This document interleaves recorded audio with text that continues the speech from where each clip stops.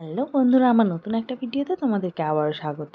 আজকে কি বানাচ্ছি বলো তো? আনন্দ নাড়ু। আজকে দেবীপক্ষের সূচনা, আজকে শুভ মহালয়া। তাই শুভ সূচনার আগে যে শুভ জিনিসগুলো হয় তার মধ্যেই একটা হলো আনন্দ নাড়ু।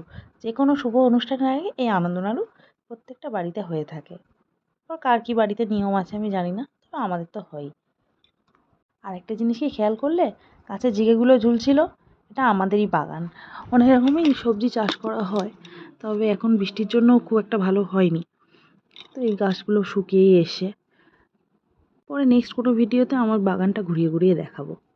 যাই হোক, এবার নাড়ুতে ফিরে আসা যাক। যে পাতাটা কেটে নিয়েছিলাম সেটা পুকুর থেকে ধুয়ে নিয়েছি, কিন্তু আমি ধুয়ে নিয়ে বাড়িতে চলে এলাম লাফাতে লাফাতে। এসে নারকেলটাকে কুড়িয়ে নিলাম ভালো করে। তো নারকেলটা কোড়ানোর পর একটা থালাতে নারকেল কোড়া, সামান্য নুন, চিনি, গুড় এই সমস্ত দিয়ে ভালো করে মেখে নিলাম। এর মধ্যে কোনো রকম জল ব্যবহার করা চলবে না। জল যদি ব্যবহার করা হয় এই যে নাড়ুগুলো, সেগুলো খুব শক্ত হয়ে যাবে, খেতে পারবে না তোমরা। এরপর এতে 2 বাটি ময়দা, 1 বাটি চাল গুঁড়ো অ্যাড করে দিলাম।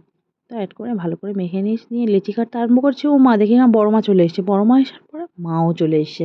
তো দুজন মিলে আমাকে হেল্প করে দিচ্ছিল নাড়ু বানাতে। আর অনেক টিপসও বলে দিচ্ছিল, যেহেতু আমি প্রথমবার বানানোর চেষ্টা করছিলাম। এই গল্প করতে করতে সবাই মিলে নাড়ুগুলো তৈরি হয়ে গেছে। এরপর কড়াইতে সাদা তেলটা দিয়ে দিলাম। দিয়ে বড় মাকে বললাম, তুমিই একটু ভেজে দাও। তাই বড় মা আমাকে হেল্প করে দিল।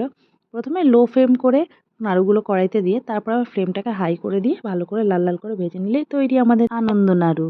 বাই, দেখা হচ্ছে নেক্সট কোনো ভিডিওতে।